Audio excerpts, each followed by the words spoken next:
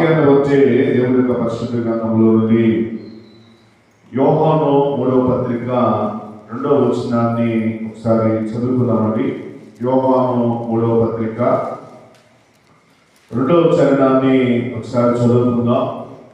ఈ మాట అందరూ చదువుదాం. ప్రియుడా, నీ ఆత్మ వర్ధిల్లుచున్న ప్రకారము నీవు అన్ని విషయములలోనూ వర్ధిల్లుచు సౌఖ్యముగా ఉండవలని ప్రార్థించుచున్నాను. ప్రియుడా, నీ ఆత్మ వర్ధిల్లుచున్న ప్రకారము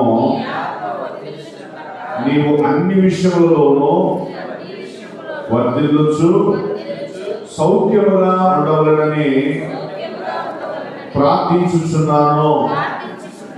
చూడండి, ఈ మాట యోహాను భక్తుడు సంఘానికి రాస్తూ ప్రత్యేకమైనటువంటి స్థితిలో మన ఆత్మలో మనము నెమ్మది, సమాధానము, సుఖము, సౌఖ్యము కలిగి ఉండాలనేటువంటి ఒక ప్రత్యేకతను భక్తుడు తెలియజేస్తా ఉన్నాడు. అయితే ఈరోజు ప్రత్యేకించబడినటువంటి మాట ఏంటంటే, మీరు ఎట్టి ఆత్మను కలిగి ఉన్నారు, మీరు ఎలాంటి ఆత్మను కలిగి ఉన్నారు.